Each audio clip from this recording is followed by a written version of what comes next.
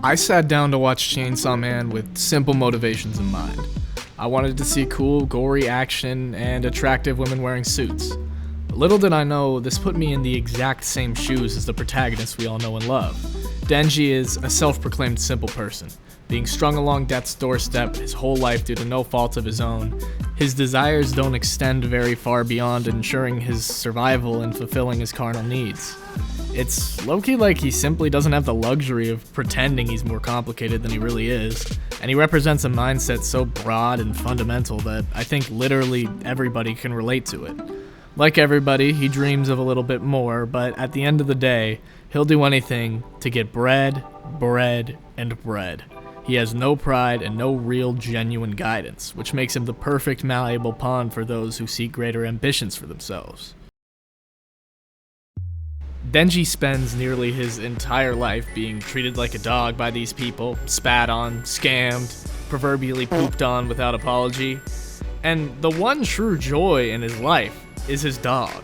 Somebody who is eternally indebted to him and can't even speak. But the love and appreciation he has, and most viewers likely instantly had for Vegeta, is genuine. Denji can feel like an equal around him and truly express his humanity. Unlike around the people he is below, who don't care about or respect his desires. He's a simple guy who just wants to feel romance and companionship, who also happens to be a boiling cauldron of indignant rage building up every day until an inevitable collapse.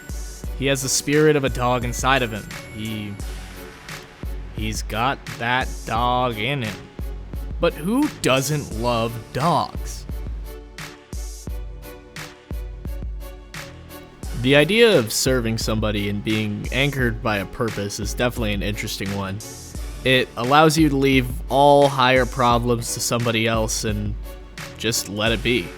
Anybody with any self-awareness sees their own flaws and is constantly made aware of them, but being able to feel free from judgment for such things is a very alluring prospect for sure.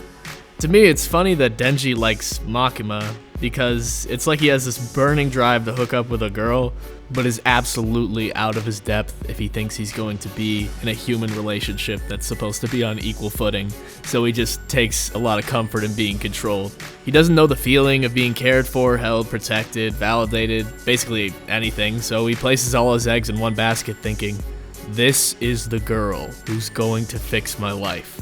His straightforwardness and lack of pride, of course, make him super easy to manipulate, but he's needed protection his whole life. It only makes sense that it's front and center on his mind. The only way he knows to love is like an animal. His relationship with Vegeta, for example, is very uncomplicated.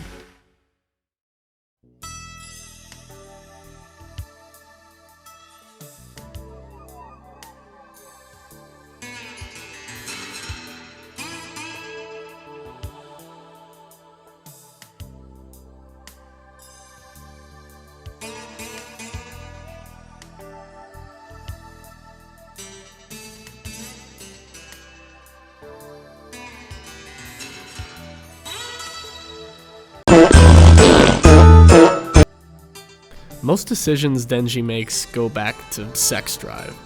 His opinion on a hot girl totally does a 180 the second she begins giving him an ounce of attention, and he's hardly concerned with pretending otherwise.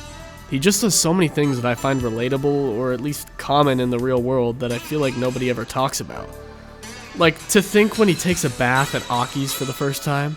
Imagine somebody you know saying bow, bow, bow to themselves while they bang on the side of the bathtub, naked for no discernible reason. I know I've done this a few times, legitimately. But by the time his basic needs are met, he's instantly confronted by the desire to find a grander aspiration. As we know, though, it ends up being pretty shallow and really just nothing too grand. But if every decision we make could be traced back to our simple desires for food, water, reproduction, companionship, so on, Denji's just more tightly connected to those roots as a result of living such a demanding yet uncomplicated life. And I guess there's nothing wrong with that. It's kind of beautiful, even. So, how does a smelly, inarticulate fireball fit into higher society? With people who, wear suits and do business and stuff? Well, despite the obvious complications this brings about, he enjoys a few highly unique strengths. For an example of this, let's talk about the Eternity Devil. Denji and the gang are stuck in an inescapable, infinite hotel floor, and it's just truly a situation that transcends rationality and rationally backs them into a corner, especially because Power ate all of their rations. I was stumped myself as a viewer, trying to figure out how they were possibly gonna get out of it. I mean, how do you get out of something that you can't get out of? Denji showed a true disregard for death, though, and decided to fight the infinitely regenerative demon hosting this nightmare for days on end, convincing it to offer up its heart, surrendering its life to avoid any further pain and fatigue. This showcased not only Denji's uniquely raw and passionate drive to keep living, but also a solution that only somebody who isn't stuck thinking of a higher concept way out could posit. Denji, in my opinion, probably really wanted to hit that thing, and he was just thinking about it for long enough and decided, well, I guess if I hit it forever, it could work. The Eternity Demon represents an existential fear of humans, and Denji is just so unaffected because he's simply a survivalist. He has no hang-ups about concepts so far detached from the here and the now, which almost all of us can be crippled from time to time, and that's very useful. After Denji's Fight of the Night performance, the squad goes out drinking and so much character building happens, it's insane. Being alone with them in their vulnerable state and learning more about how they act and what they desire was the highlight of the show for me so far, and it makes what happens next hit so much harder. Himeno mentions how good it feels to have somebody to rely on in this episode as well, as she retells her story of supposedly getting Aki addicted to cigarettes. By the way, I gotta mention how funny it is that she doesn't want him to use the blade that will shorten his lifespan, yet forces cigarettes onto him, which would shorten his lifespan. I don't know, it's just kind of a funny thing she did to the poor bloke, but either way, I sympathize with her past, and I love her sentiment as it, encapsulates the spirit of the show really succinctly. Devils fear the unknown just as humans do, and just having something next to you you can fall back on is extremely comforting. Himeno has spent her whole life, for example, with people she loves being ripped away from her, and despite this, she harbors a burning desire to connect, made most obvious when she's drunk. But how does this relate to Denji? Denji wants somebody to rely on, and has been historically let down by the people he depends on as well, and this is why he acts like a drunk Himeno all the time? He's horny, he lacks foresight, he's not particularly bright, etc. Now, it's not a perfect comparison, but it's interesting that when drinking, an activity known to bring out your less restrained desires, they begin to resemble each other a lot more. The main difference is that Himeno doesn't quite share Denji's insatiable thirst for staying alive. That, and she's, of course, much more developed professionally.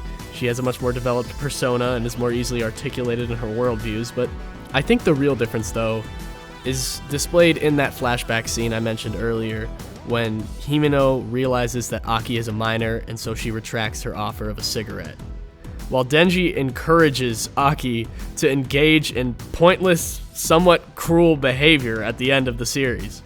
Aki struggles with his problem of being too much of a boring anime character, just stoically stating that Himeno wouldn't have wanted him to do this, but Denji, being the real one that he is, helps Aki realize that, well, we're freaking humans, dude. Revenge isn't technically righteous, but it feels good, and can't we just be okay with feeling good sometimes? An invigorated Aki stands up with a smile and kicks his close friend's killer in the balls really, really hard. Denji truly is a one-of-a-kind hero.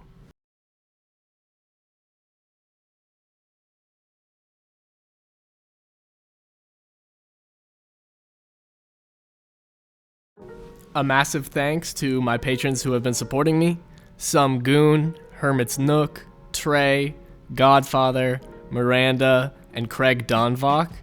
If you want me to make you your very own video, my Patreon is in the description. Remember, it's gravely important that you like and subscribe. And have a good day, guys.